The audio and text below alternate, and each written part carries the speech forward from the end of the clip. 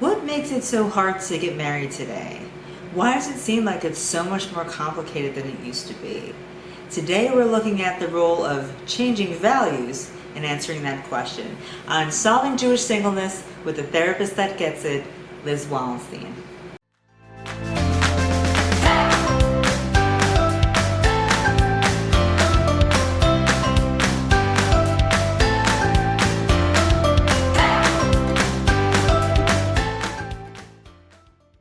So we've been looking at the question of what's happening today specifically that it's making it harder for people to get married.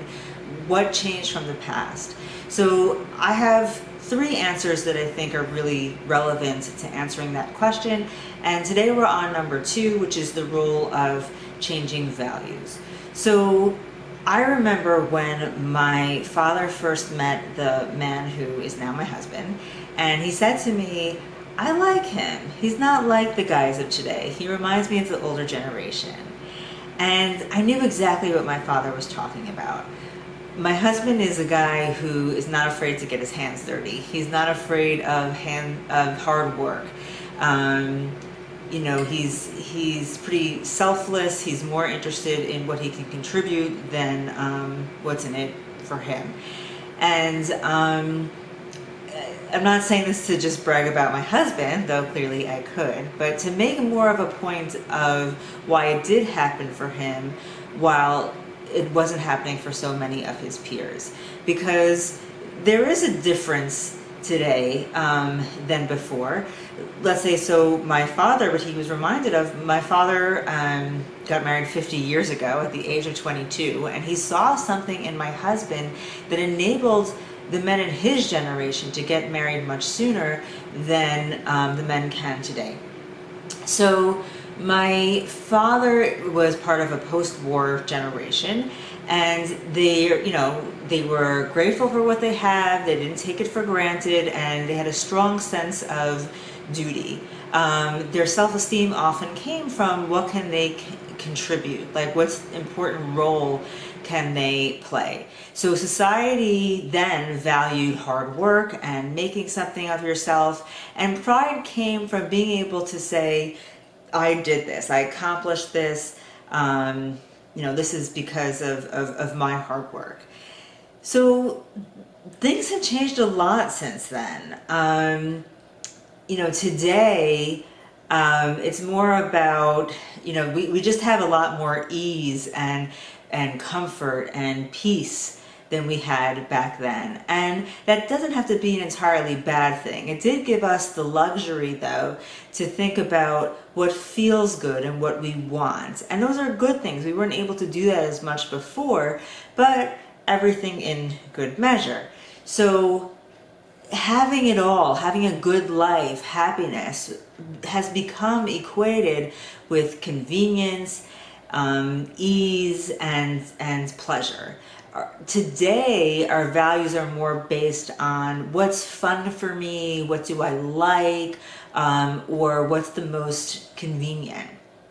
I think that, 2020 has been a challenging year, and, Corona may be changing that a little bit, which I'm hoping will be a good thing.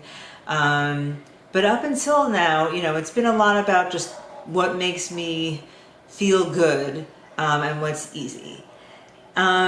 So the problem that this creates is that marriage and family are much more consistent with the old values of taking pride in hard work and what you can contribute, and very inconsistent with modern values of ease and pleasure. Having to put other people before you and making sacrifices and, for the good of other people, and having to constantly keep them in mind. Not so consistent with these modern day values of, ease, pleasure, what do I want? So I think that's why in secular mainstream society, we're seeing a lot of people push off marriage. A lot of people decide not to get married at all. And a lot of people who are deciding not to have children. These are becoming fast-growing trends in society today. And even for people who consider themselves not part of mainstream society, they feel like they don't have mainstream values, religious people who feel like different from that. There's never a full escaping of it. It might take longer, it may be more gradual, it may be more subtle, but the outside values eventually do trickle in. And so we're starting to see that influence, even let's say in the religious world. But although it's become, there's not as much of a stigma of saying those things in the larger society, there is still a stigma of saying that in the religious world. So in the religious world, what happens is people might be saying that they're looking to get married. They might even believe that, but they keep coming up with these reasons of why it won't work with this person or why not to move forward with marriage with somebody, because inside, they're feeling like it doesn't really match with the values that they have for themselves.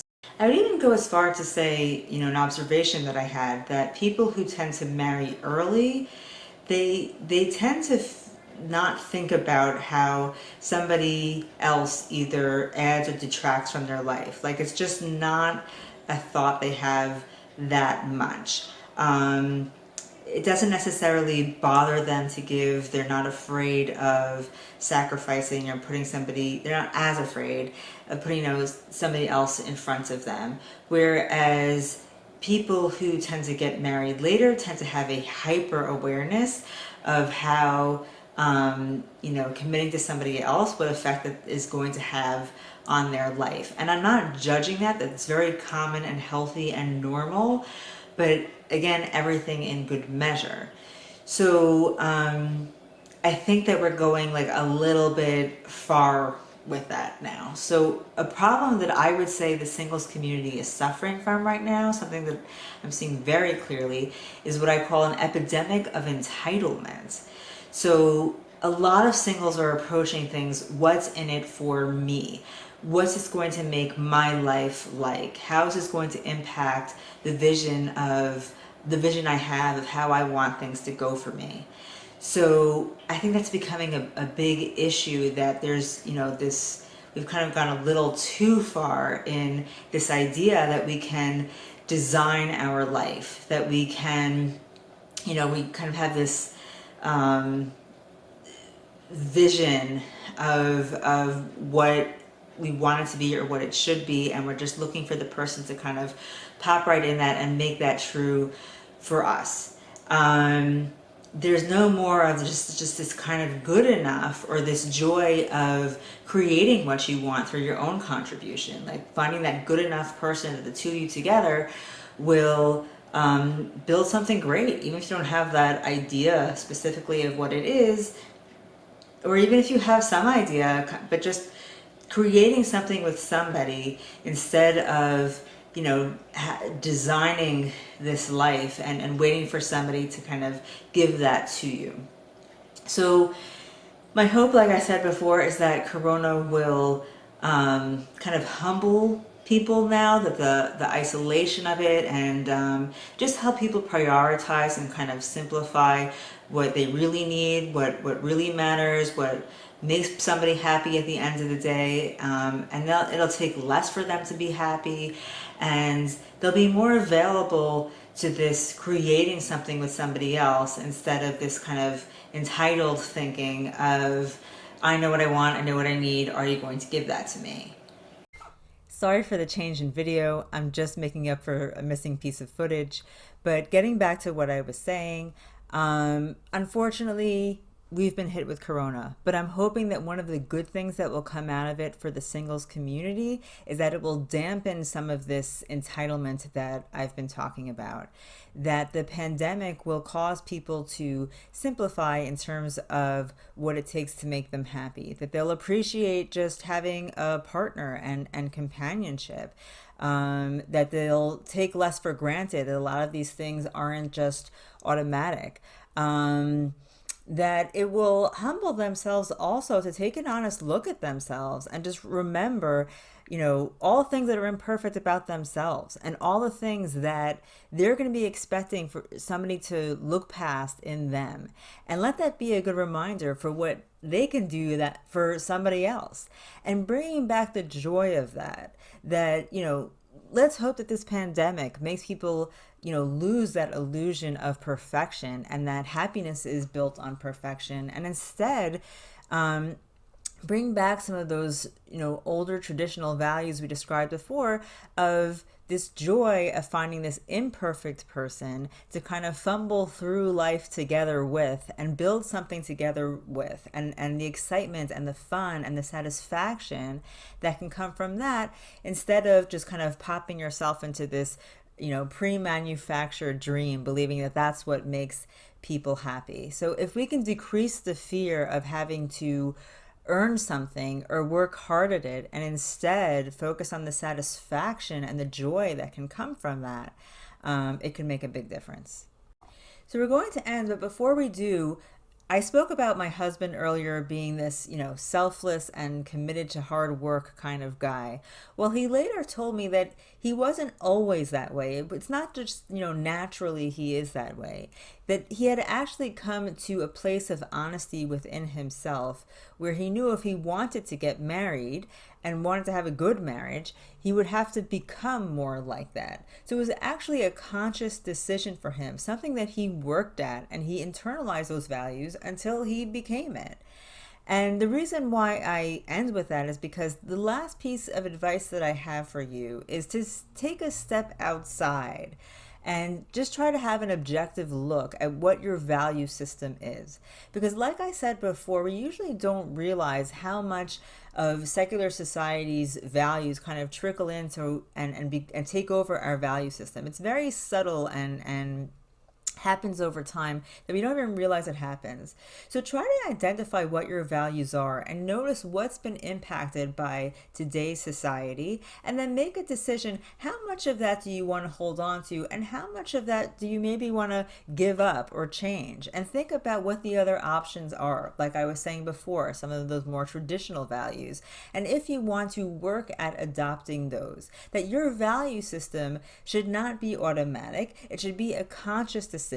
So take that time to decide, what do you want your values to be? And if you have to make changes to be operating from that place, living from that place, then do that. And one idea I give to people is I ask them, think about when you're 40, what do you want your life to look like? And that's if 40 is ahead of you or 40 is behind you. What would you have, or what do you want your life to look like at age 40? And think about, what decisions would you have to make now? What value changes or lifestyle changes would you have to make for it to reflect how you would want it to look? So I hope that's helpful to you, and good luck. If you thought this recording was helpful, please share it on social media so that it gets to more people that it can help. You can also subscribe to my YouTube channel and like this video. If you're interested in therapy sessions with me online, please contact me through my website or my email or social media.